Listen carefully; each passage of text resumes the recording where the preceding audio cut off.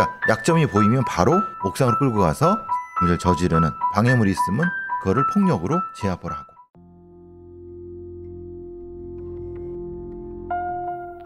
(2012년 10월 5일) 오후 6시가 조금 넘은 시간, 성남 중원구 경찰서에 신고 전화가 걸려왔습니다. 수억에 넘어의 남성의 목소리는 매우 불안해 보였습니다. 여보세요? 거기 경찰서죠? 제 아내가 실종된 것 같아서요. 며칠 전에 출근한다고 나간 이후부터 연락도 안 되고 집에도 안 들어오고 있어요. 3일 전인 10월 2일 아내인 40대 노 씨는 평소와 다름없이 새벽 6시 출근을 위해 집을 나섰다고 했습니다. 하지만 3일이 지나도록 집으로 귀가하지 않았다는 겁니다. 경찰은 아내 노 씨가 사라진 지난 3일간 그녀의 흔적에 대해 조사했습니다. 그런데 이상합니다. 단순 가출이라면 있어야 될 통화 기록 및 카드 사용 내역 등이 아무것도 없었어요. 돈을 인출한 사실 역시 없었고요. 노 씨에게서 그 어떤 생존 반응도 확인되지 않았습니다. 경찰은 노 씨가 모종의 범행에 연루된 것은 아닌지 의심했습니다. 분명 평소와 다름없이 집을 나섰다는 노 씨. 대체 그녀는 지금 어디에 있는 것일까? 경찰은 인력을 총동원해 노 씨를 찾기 위한 본격적인 수사를 진행했습니다. 하지만 이미 실종 수사의 골든타임인 48시간을 넘긴 시점이었기 때문에 흔적을 찾긴 쉽지 않았습니다. 속절없이 흐르는 시간에 모두가 포기하려던 그때 노 씨가 실종되던 날 밤 인근 모텔에서 이상한 신고 전화가 있었던 것이 확인됐습니다. 10월 2일 밤에 있었던 일입니다. 성남의 한 모텔에서 112에 신고 전화가 들어왔다가 곧바로 취소된 내역을 확인했습니다. 출동은 하지 않았던 것으로 확인됐고요. 조금 의아한 신고 정황. 분명 여성이 112에 전화를 걸어 신고를 했는데 얼마 지나지 않은 밤 11시 15분경 다시 모텔로부터 전화가 걸려왔다는 겁니다. 손님이 취중해 실수로 오인해 잘못 신고 접수한 것이니 출동할 필요가 없다고 신고를 취소했다는 것. 늦은 밤이었고 신고지가 모텔이었기 때문에 충분히 잘못 걸린 신고 전화였을 수도 있습니다. 하지만 해당 모텔 역시 노 씨가 실종된 성남 중원구에 있었던 것이 걸렸어요. 우선 뭐라도 확인해봐야 했습니다. 잘못 걸려온 신고 전화가 있던 그 모텔은 과연 노 씨의 실종과 연관이 있는 것일까? 경찰은 해당 모텔로 출동해 조사하기 시작했습니다.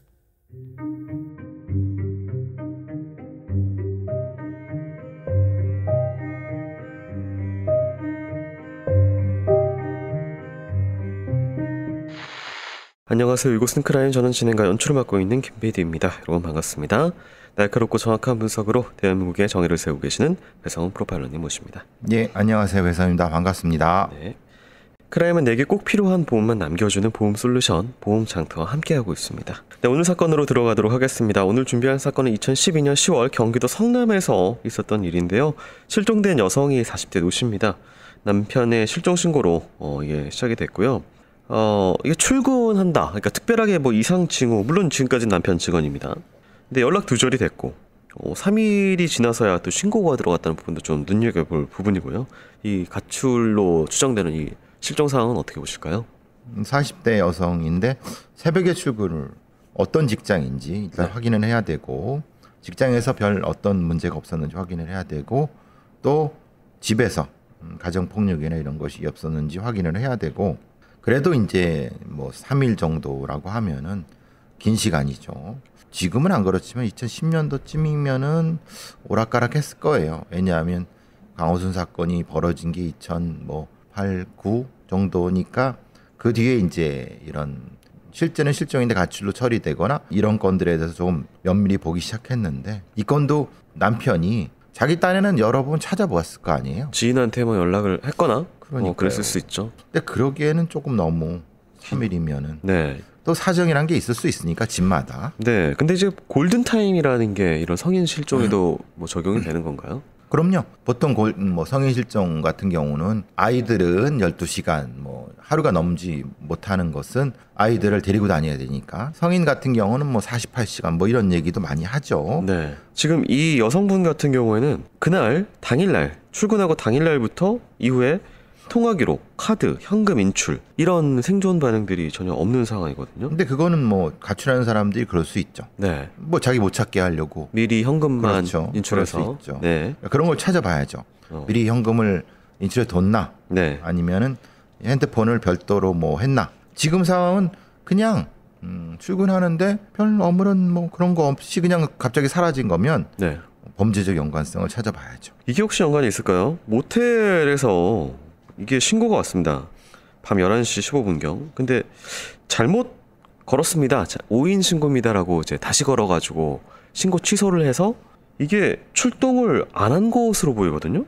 근데 이게 좀 애매한 게 네. 그럼 콜백도 안 했다는 거잖아요. 콜백이란 게 뭐냐면은 전화 걸었는데 뭐가 좀 찜찜하면 다시 그 번호로 전화를 거는 거거든요. 네. 어떻게 해야 되냐면 그게 본인이 아닌 이상 위험 상황에서 전화기를 뺏겨갖고 범인이 했는지 확인을 해야죠. 네. 제가 2020년 정도에 이렇게 비슷하게 잘못 눌려서 신고가 가서 핸드폰을 그렇게 막 여러 번 눌러서 제가 번거로우실까봐 전화를 해서 잘못 눌렀습니다라고 통화를 했는데 한 5분 10분 뒤에 출동을 2인조가 하셨더라고요. 확인을 해봐야 된다라면서. 그렇죠. 네. 그 콜백 시스템이라고 하거든요. 네. 콜백 안 한 것도 문제예요. 네. 근데 그 김 PD가 한 것처럼 그렇게 콜백이 돼야 맞는 거예요. 확인을 해야 되는데 안 했던 상황이 어떻게 추후에 연결될지 좀 살펴보고요. 지푸라기를 잡는 심정으로 경찰이 이 수상한 신고가 전화 들어왔던 그 모텔로 이후 출동을 했는데요. 수사 상황 살펴보도록 하겠습니다.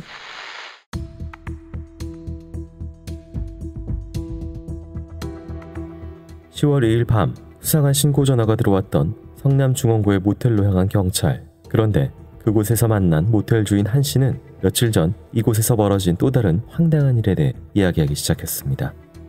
제가 살다 이런 일은 또 처음입니다. 출근했는데 직원 2명이 말도 없이 다 잠적한 거예요. 그뿐인 줄 아세요? 제 금고에 있던 600만 원도 사라졌어요. 이놈들이 들고 튄 게 분명하다고요. 모텔 직원인 25세 남성 윤 씨와 38세의 남성 전 씨. 두 사람이 모텔 카운터에 딸린 작은 방에서 주인의 금고를 열고 그 안에 들어있던 돈을 훔쳐 달아났다는 겁니다. 그런데 이상한 것은 더 있었습니다. 아니 그 와중에 CCTV 기록도 다 지우고 갔더라고요. 어차피 돈 들고 잠적하면 의심할 만한 사람은 그 2사람밖에 없는데 뭐하러 굳이 CCTV까지 삭제했냐 이겁니다.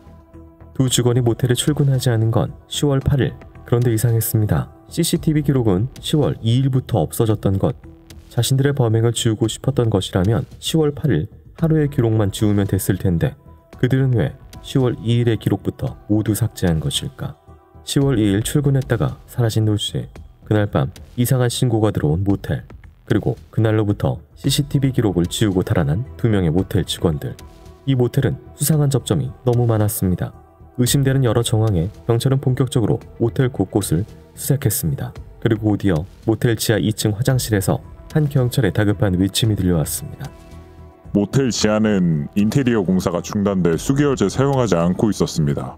그런데 지하 화장실 플라스틱 쓰레기통 안에서 사체가 발견됐어요. 침대 시트로 여러 번 휘감아 놓았는데 안타깝게도 우리가 찾던 노씨였습니다. 경찰이 노씨의 사체를 발견한 건 그녀가 실종된 지 일주일 만인 10월 9일 오후 6시경. 불행히도 그녀는 이미 사망한 채 꽤 시간이 지난 것처럼 보였습니다. 경찰은 즉시 부검을 요청했습니다. 우선 사인은 경부 압박에 의한 지식사로 보입니다. 손으로 목을 조른 것 같아요. 그 외에도 여러 군데 폭행 흔적이 있고요. 다만 성폭행 흔적은 따로 보이진 않습니다. 그런데 부검 결과 이상한 점이 하나 있었습니다. 얼굴과 몸통, 배 등에 구타 흔적이 보였는데 발견 당시 그녀의 몸에는 혈은 하나 없이 깨끗했다는 것입니다. 배에 심하게 구타당한 흔적이 있습니다. 위에서 발로 밟았을 가능성이 높아요. 아마 이때 코와 입에서 피가 흘렀을 텐데 그 흔적조차도 없습니다. 누가 핏자국을 일부러 다 닦은 것처럼요. 대체 범인은 사체를 유기할 것이면서 왜 굳이 피를 닦는 수고까지 한 것일까? 그리고 노씨는 대체 왜 이 모텔에 들어왔으며 어떤 범행의 대상이 된 것인지 풀리지 않는 의문만이 가득했습니다. 경찰은 우선 현재 가장 유력한 용의자인 2명의 모텔 직원의 행방을 파악하는 데 주력했습니다.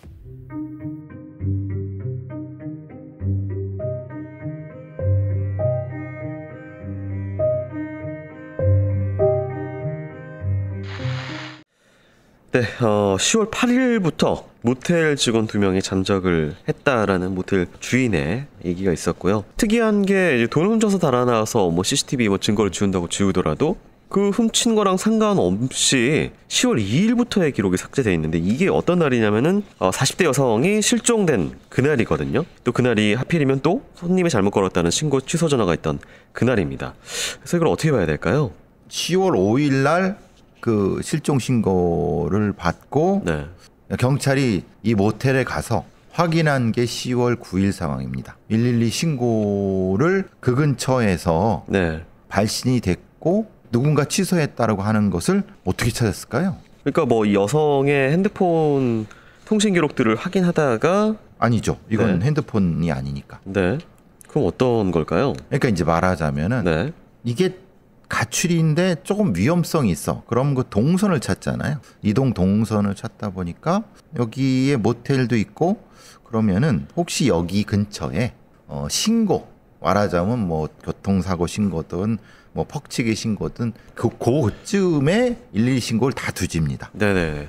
그러니까 이제 아니나 다를까 거기 가서 확인을 하니까 지하 2층에서 시신을 발견하게 된 과정 그렇게 된 거죠. 그러면 당연하게도 종업원 2놈, 없어진 돈, 그리고 삭제된 CCTV, 발견된 시체. 그럼 당연히 범인은 둘 중에 하나거나 둘이거나 아니면 그와 관련돼 있거나. 네, 관련인이 지금 직원 2명이다 정도까지는 그렇죠. 확실하고요. 확실한 거죠. 이 특이한 게 폭행의 흔적이 많이 있었습니다. 얼굴, 몸통, 배 등의 구타의 흔적이 보였는데 혈흔이 하나도 없이 깨끗했다라는 점이 있었고요. 또 한 가지 이제 이 놔뒀던 위치도 좀 특이하거든요. 이 내부에 있는 또 쓰레기통 안에서 또 발견됐던 부분들, 넣은 부분들이 있는데 이런 건 어떤 걸 알려줄까요? 이 사람들 범인이라고 추정되는 사람들은 모텔에 있고 네, 모텔이 종업원이고 이 피해자는 거기 옆을 지나가는 사람이라고 하면은 보통은 성범죄 특정한 성적인 목적을 가지고 공격을 한 후에 증거를 인멸하기 위해서 살해하고 일부 돈을 뭐 갈취하거나 그랬다고 보는 게 맞으면은 네, 그러면 피해자의 혈흔을 닦아낼 이유가 뭐냐 이 말이에요.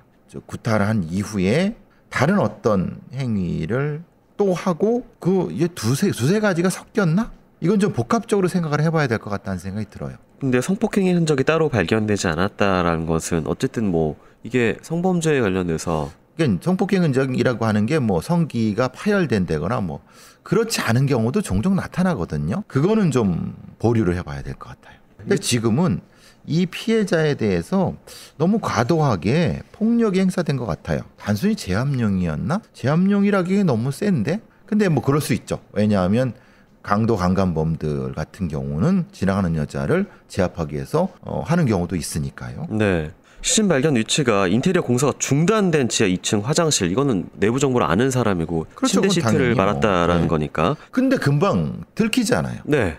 이게 뭐냐 이 말이에요. 도망을 갈 생각이었다는 거잖아요. 시체를 딱히 다른 처리를 할 생각도 안 하고. 그러니까 그런 부분에서는 이 범인들의 심리 상태가 좀 이상한데? 이런 느낌이 들어요. 좀 더 살펴봐야 되겠네요. 네. 경찰은 사라진 2명의 모텔 직원의 행방을 쫓으면서 이들에 대한 조사도 이어갔는데요. 그 내용 살펴보도록 하겠습니다.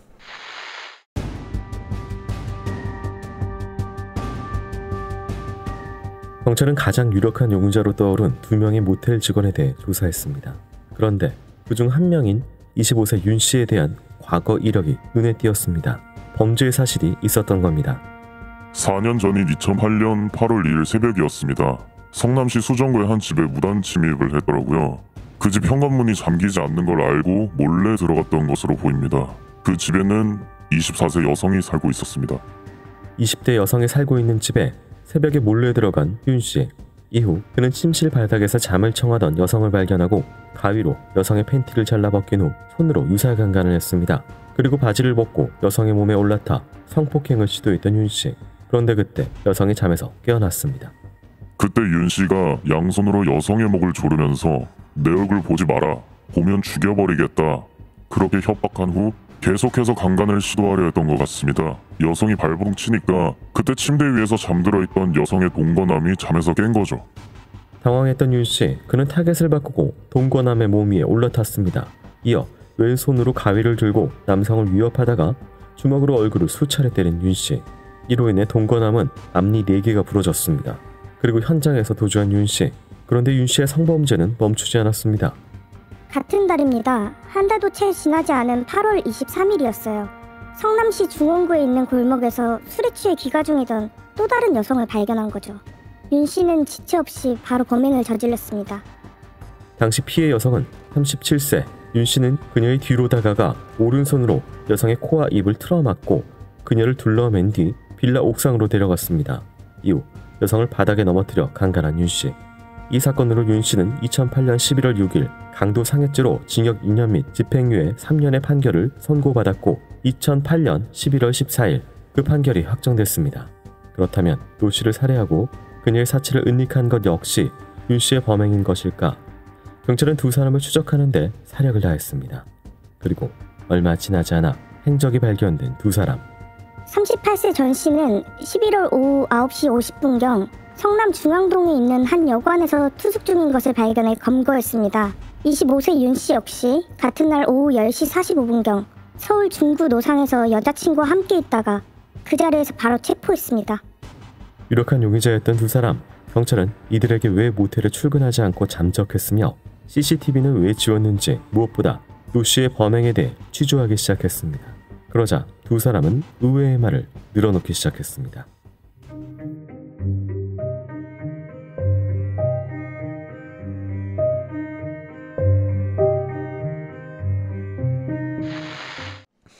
네, 2명의 모텔 직원이 있었는데 그 중에서 한 명인 25세 윤 씨 같은 경우에는 성범죄에 관련돼서 2건 정도가 일단 발견이 됐습니다. 이건 또 침입, 강간, 폭행, 또 하나는 이제 길 가던 행인을 어떤 공간으로 데려가는 조금 다른 부분도 있고요. 이거 어떻게 봐야 될까? 이 윤 씨라는 사람에 대해서. 그러니까 이게 굉장히 위험한 범죄자잖아요. 침입 강간하는 범죄자잖아요. 근데 침입 강간도 옆에 피해자의 남자친구가 있어요. 네. 그 위험성에도 불구하고 침입해서 네. 공격을 하고 결국은 남자가 깨서 남자도 공격을 하고 네. 이런 형태예요. 그러니까 성범죄를 폭력적으로 완수하는 그런 형해. 그러니까 그럼 이거는 강도를 하기 위해서 들어갔다기보다는 강간을 해서 들어간 거예요. 그리고 방해물이 있으면 그거를 폭력으로 제압을 하고. 그리고 다음 단계에서도 이거는 이제 기회죠. 예를 들면은 술에 취해서 귀가하는 여성을 그러니까 약점이 보이면 바로 옥상으로 끌고 가서 성범죄를 저지르는. 그러니까 강도 상해라고 하지만 실제로 이 모든 거는 강간범이에요. 폭력적 강간범이에요. 그러니까 윤 씨의 이런 강간 행위를 위해서 폭력 행사도 불사하는 것은 네. 이제 모텔에서 발견된 40대 여성의 많은 구타 흔적과 좀 연관이 되죠. 지금 이것도 두 번째 같은 경우도 코와 입을 틀어막고 그걸 옥상으로 데리고 가고 네. 그래서 강간하고, 첫 번째 같은 경우도 이 여성도 그리고 남성도 역시 폭력을 행사해서 한 거 보면은 네. 폭력적인 형태의 강간범은 맞아요. 또 두 번째, 이 길 가던 취한 여성을 어떤 공간으로 데려갔다라는 부분이 40대 우리 실종 여성의 결국 사망자로 발견된 똑같죠. 모텔로 데려갔을 확률이 있다. 근데 이게 좀 걸리는 거는 네. 지금 우리가 노 씨가 새벽에 출근하셨단 말이에요. 네. 근데 문제는 이 밤에 신고됐단 말이에요. 예, 11시. 그럼 무슨 얘기냐면 아침에 출근하던 여자를 납치해서 모텔에 두고 뭐 어쨌든 어떤 짓을 하고 밤에 어떻게 됐든 풀려갖고 네. 신고를 했다는 거예요. 적어도 12시간 넘게. 자기 말대로 이상하고 유사한 형태의 강간 비슷한 거, 유사 강간 형태를 하고 있었다고 보면 그런 게 맞다는 거예요. 지금 이제 2명이 검거가 됐습니다. 38세 전 씨 같은 경우에는 여관에서 투숙 중인 거 아마 도주 중처럼 보이는 그런 느낌이 좀 있고, 25세 윤 씨 같은 게 특이하게 만일 이 사건 범행이면은 좀 도주를 하거나 뭐 좀 숨어 있거나 해야 되는데 여자친구랑 놀고 있다가 발견이 됐어요. 여자친구가 맞는지 모르겠어요. 네. 여자친구일 수 있죠. 근데 이 여자친구도 또 역시 성범죄 피해자일 수 있는 거니까. 네. 어쨌든 근데 너무 태연하게, 불안감이 안 보여서. 너무 태연하게. 네. 근데 그 불안감이 안 보인 이유는 앞에 걸 보면 돼요. 2008년도에 벌었던 성범죄와 그리고 뒤에 했던 성범죄를 잘 보시면은 2008년도에 강도 상해죄로 징역 2년에 집행유예 3년을 받았어요. 네. 이게 무슨 얘기인 줄 아세요? 동거남에 있는 침입해서 강간했잖아요. 네네. 그 건이 집행유예가 나왔다는 거예요. 아, 네. 네. 판결 내용에 대해서 말씀하시는 거군요. 그러니까 네. 첫 번째 사건. 네. 근데 그게 강도 상해로 돼갖고 네. 왜 근데 강도 상해가 돼? 강간이 빠졌네요. 그렇죠. 네. 강간 미수가 빠졌어요. 네. 왜 강간 미수가 빠졌겠어요? 친고죄라 그런 거예요. 그래서 이놈은 이렇게 빠져나왔다는 걸 알기 때문에 이 뒤에 다시 또 강간, 그러니까 별 이런 범죄 의식이 없는 거예요. 그러니까 얘가 지금 이렇게 하고도 별거 없이 도로 댕기는 거는 그런 느낌도 분명히 있죠. 알겠습니다. 자, 경찰은 어쨌든 이 둘을 취조를 하는데요. 의외의 진술을 이어갑니다. 대체 어떤 내용이 있는지 살펴보도록 하겠습니다.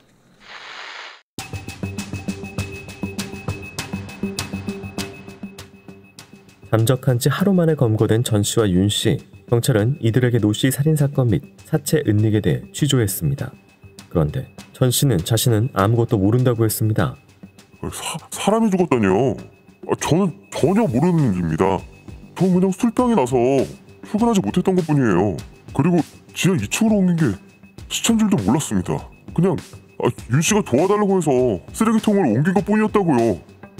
전 씨에 따르면 10월 4일 오후 4시가 넘은 시각 윤 씨가 자신을 옥상으로 불렀고 쓰레기통을 지하 2층 화장실로 옮겨야 하니 도와달라고 했다는 것.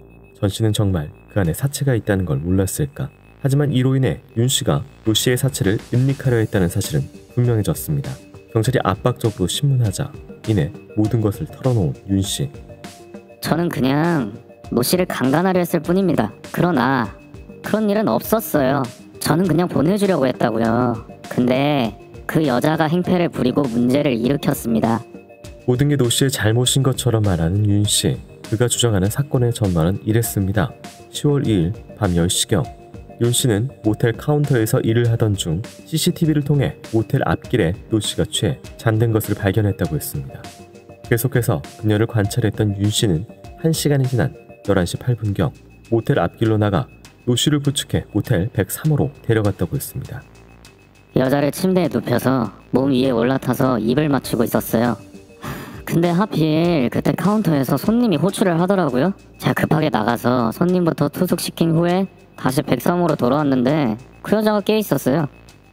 당시 노 씨는 경찰에 신고하겠다며 자신의 휴대전화를 찾았다고 했습니다.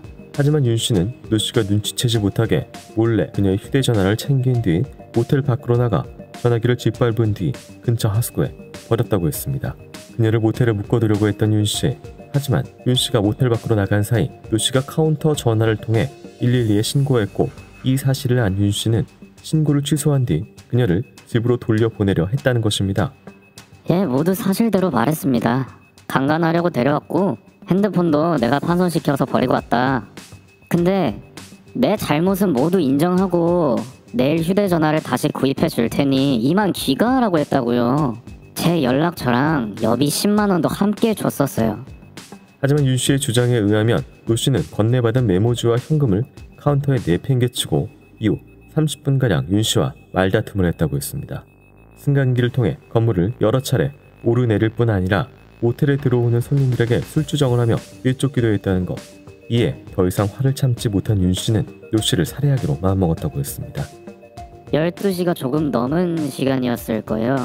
복도에서 난동 부리던 노 씨 배랑 얼굴을 구타하니까 바로 기절하더라고요. 그대로 103호로 끌고 가서 몇 번 더 밟고 목 조르니까 죽던데.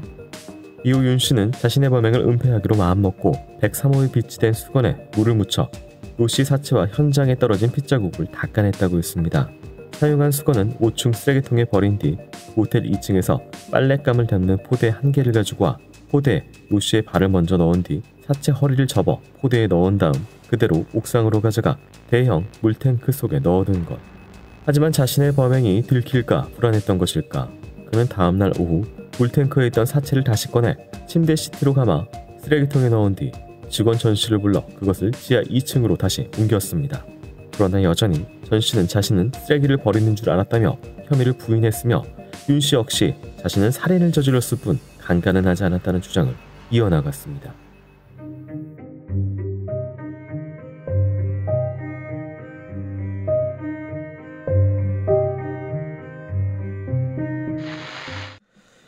네, 윤 씨와 노 씨의 주장이 이어지는데요. 네, 112에 신고한 이후에 그녀를 집에 보내주려고 했었다. 근데 난동을 부리고 뭐 이런 거에서 우발적으로 살해를 했다 뭐 이런 주장 같아요. 아니, 그건 개소리고. 네. 이 사건이 가장 문제가 범인들의 말을 그대로 판결문에 실었다는 거예요. 몰라요. 피해자가 실제로 그랬는지도 모르고. 그런데 모르면은 중립적으로 써야지.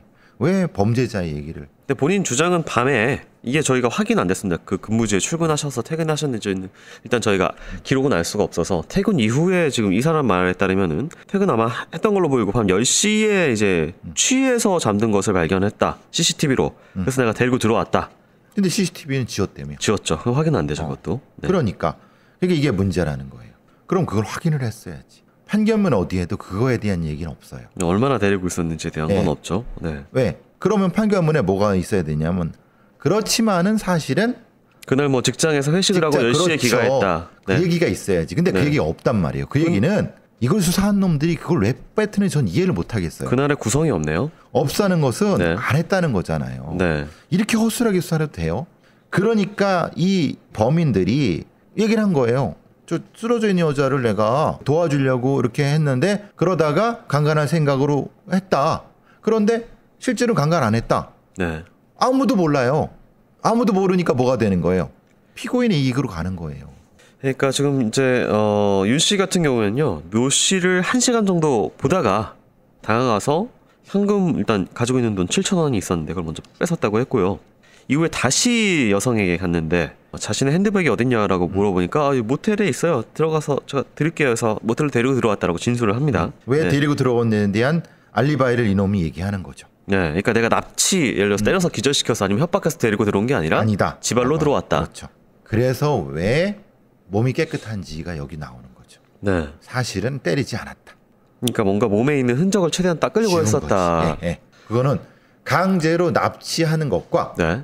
그냥 데리고 와서 자고 있는 여자를 강간하는 것과 네. 납치해서 하는 것과는 천차입니다. 그러니까 이게 강간이 전에 형량에서 빠진 부분하고 이 여성 몸을 시킨 것, 이 예를 들어서 여성 몸에 유사 강간을 했거나 그렇죠. 질이 아니라 예. 그런 부분도 닦으면 사실 없어지니까. 그렇지. 왜냐하면 네. 앞에 있는 첫 번째 사건이 네. 그래서 빠졌잖아요. 그래서 빠져갖고 집행유예를 받았잖아요. 어쨌든 윤 씨 같은 경우에는 자신이 노 씨를 살해한 것은 맞다. 근데 강간한 적 없다라고 꾸준하게 주장을 했었고요. 살해는 왜 했어요? 이게 뭐 싸우다가 그렇죠. 뭐 난동을 부려서 했었다라고. 그것도 말도 안 되는 거예요. 난동을 그러니까. 부린다고 누가 사람 목을 졸라서 죽입니까? 그러니까 네. 전적으로 여자 잘못이라는 소리잖아요. 여자가 지 혼자 술 처먹고 해롱하는 걸 내가 도와줘갖고 데려왔는데 네. 지가 난동 부려서 내가 어쩔 수 없이 죽여 이골이잖아요 지금 이게. 그리고 핸드폰도 뺏어가지고 손괴를 한 부분도 있었는데 이 부분도 그런 이유가 설명이 안 되고요. 그렇죠. 그리고 이제 공범 같은 경우에는 난 완전히 다 모르고 그냥 뭐 쓰레기통 옮겨달라 그래서 옮긴 거 도와준 것 뿐이다라는 이야기가 그게 있었는데 맞나요? 그것도 입증이 안 되는 거예요. 네. 걔들 말이에요. 이게 사실 근데 이게 한 번 원래 물탱크에다가 씨를 유기했다가 한 번 다시 지하 그러니까 안 쓰는 공간에 이동을 했다라는 또 진술이 있었어요. 근데 왜 그럼 그걸 확인을 안 했어요? 네. 물탱크에 넣었으니까 뭐가 되는 거예요? 몸이 깨끗해지는 거예요. 그러니까 뭐냐면 일부러 닦은 게 아닌 거예요. 네. 그러니까 이것도 확인해야죠. 그럼 물탱크의 물에 프랑크톤과 네. 이 여자분에 있는 것을 확인했어야지. 물탱크에 담근 게 맞나? 단공과 이게 지금 되게 허술해 보이잖아요. 네. 사건이. 근데 이놈들 머리는 뭐예요? 굉장히 치밀한 거예요. 그리고 이렇게 해서 버리고 갔으면 머릿속에 있는 거지. 이건 이 여자가 들어와서 술 취해갖고 한 거고 이렇게 머릿속에 알리바이 있는 거야.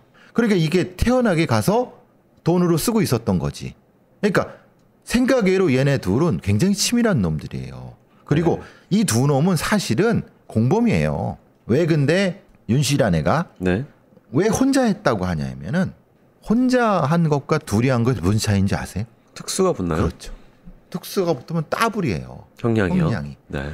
이건 특수강간 미수, 특수강간이 되는 건데 내가 저 새끼 흔히 말하는 공범놈이 이뻐서 쟤는 안 했다고 하는 게 아니라 내 형량 줄이려고. 그렇죠. 그거에 대한 인식이 없었어. 이 전체를 봐도.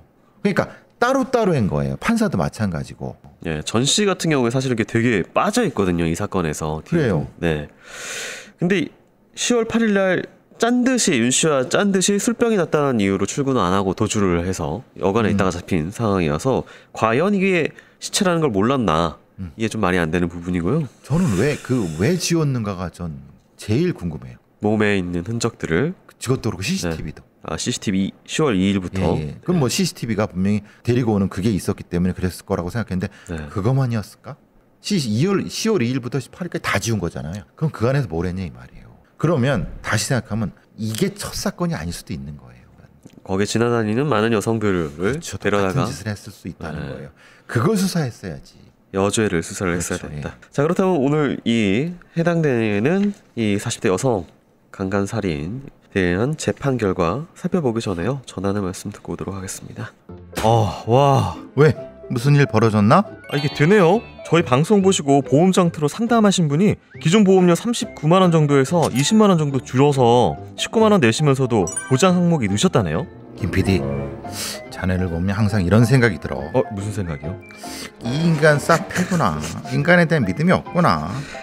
무슨 소리 하시는 거예요? 김 PD, 우리 광고주야. 믿어야지. 이게 실제 사례라고. 심지어 그분은 기존에 중증 질환인 뇌출혈, 급성 심근경색만 보장되다가 보장 항목이 경증 질환인 뇌동맥류와 협심증까지 보장을 확대받았다고. 와, 보험료가 줄면서 보장까지 늘었다고요? 1:1 상담을 통해서 보험료는 팍팍 줄이고 보장은 쫙쫙 늘려준다고. 번호가 뭐죠? 1544-5788. 자세한 건 더보기 눌러보라고. 더보기 눌러서 보험장터 링크 클릭하거나 카톡 아이디 JK6003 검색해도 되는군요. 근데 진짜 이렇게 믿음이 부족한 자네는 역시 샤페인. 믿는다고요. 광고주님 믿는다고요. 미래를 위한 안전장치 보험장터. 보험은 보험 전문가와 상의해보세요. 재판은 과거에 벌어졌던 침입강간 관련된 것하고요. 하지만 이번에 모텔 관련된 게 합쳐서 진행이 됐습니다. 1심부터 살펴보도록 하겠습니다. 강간죄는 부녀를 간음하기 위하여 피해자의 한거를 불능하게 하거나 현저히 곤란하게 할 정도의 폭력 또는 협박을 개시한 때에 그 실행에 착수가 있다고 보아야 할 것이다. 강간죄의 실행에 착수가 있었다고 하려면 강간의 수단으로서 피해자의 한거를 현저히 곤란하게 할 정도의 폭행이나 협박을 한 사실이 있어야 할 터인데 피고인이 피해자를 데리고 들어와 눕힌 다음 입을 맞추면서 간음을 기도하였다는 사실만으로 강간의 수단으로서 폭행 또는 협박을 개시하였다고 보기는 어렵다 라고 이야기를 하면서 7년에 17년을 더한 형량 총 24년에 대해서 형량을 선고를 하고요. 2심으로 넘어가면은 피고인이 2008년 11월 6일 수원지방법원 성남지원에서 강도상해죄로 징역 2년에 집행유예 3년형을 선고받고 2008년 11월 14일 그 판결이 확정됨으로써 제31조 1항에 따라 위 각 죄를 동시에 판결할 경우 형평을 고려해야 하고 경우에 따라서는 형의 감경 또는 면제 여부까지 검토해야 하는 점, 각 범죄 중 피해자에 대한 주거 침입 강간의 점은 미수에 그친 점, 피고인에게 강도상해죄의 전과 외에 다른 범죄 정력은 없는 점 등은 피고인에게 유리한 정상이라고 하면서 앞에 7년은 5년으로 감형이 됩니다. 그래서 5년에 17년을 더한 형량이고 모두 노씨 사건 중에 강간 미수의 점이 무죄로 판결이 됩니다. 강간 관련돼서는 혐의가 없다라고 판단을 하네요. 이 사건은 이건 수사가 된 건지 어떤지 모르겠어요. 오히려 2008년도에 침입 강간 범죄에 대해서 7년. 네. 그러니까 이제 근데 그 2008년도 아까 제가 말씀드리는 그 앞에 건이 두 건이 있었어요. 네네네. 그 옥상으로 데려간 건하고 실제로는 남자친구랑 있을 때 침입한 부분이 있었어요. 어쨌든 그 건이 있는데 그 건이 이제 지금 모르는 7년이 됐는데 그 뒤로도 그래도 그것도 감형이 돼서 5년이 된 거예요. 그것도 이해가 안 되지만 실제로 지금 이 사건은 사람을 죽였어요. 네. 근데 이 사건이 가장 범죄자한테 유리하게 다 해석이 됐어요. 17년이 나왔습니다. 예. 그러니까 피해자가 술에 취해갖고 있었기 때문에 강제로 데려오지도 않았고 거기서 이제 죽인 것도 우발적이고 이런 것들이 다 강간을 시도하지 않았다는 거예요. 그러니까 그건 뭐냐면 수사기관이 그걸 입증하려고 그러지 않았다는 거예요. 이게 왜 중요했냐면은 얘들이 왜 이 범죄를 했는가에 대한 기본적인 첫 단추거든요. 네. 길 가는 여자 혹은 지나가는 여자 아니면 뭐 길에 잠깐 쓰러져 있는 여자를 강간하려고 뭘 하고 그 다음에 그래서 죽인 이런 연결점인데 이 연결점을 깨버리니까 실제로는 범죄의 윤곽을 모르게 된 거예요. 그러니까 데려온 거는 강간을 위해서 데려와야지 지금 이게 이어지는데 그렇죠. 그 데리고 왔는데 강간을 해보려고 하는 마음은 있었지만 착수를 안 했다 내가. 강간에 착수를 안 했으니까 이거는 강간 미수가 포함이 안 된다라고 지금 법원은 판단을 한 것이고. 착수를 안 했다. 그러니까 착수했다는 증거가 없는 거지. 네. 증거를 못 찾은 거지. 아니면 증거를 안 찾았거나. 네. 그러면은 제가 다시 말씀드린 앞에 사건들은 뭐냐 이 말이에요. 앞에 사건들과 연결돼서 이게 있는 거지. 네. 데려온 거부터가 이제 시작된 거 그렇죠. 아닌가요? 네. 네, 강간하려고. 왜 그러면 네. 휴대폰을 뽀겠고. 그러니까 이런 것들이 전혀 안 되고 각각을 다 조각조각 내갖고 이 피해자 범인들의 말만 네. 그냥 그대로 믿어갖고 그냥 이걸로 되게 쉽게 판결 내린 거예요. 이 둘의 공범관계도 실제로 뭐예요? 한 놈은 그냥 모르는 상태에서 자기는 시체만 유기했다라고 하는 거잖아요. 네. 그게 가능하냐 이 말이에요. 그리고 그 과정에서 CCTV를 다 삭제하고 막 그랬는데. 네. 알겠습니다. 어쨌든 이게 형량이 유기 형량이 나왔고요. 이 사람들은 멀지 않은 시일에 또 사회에 복귀를 하게 되었습니다.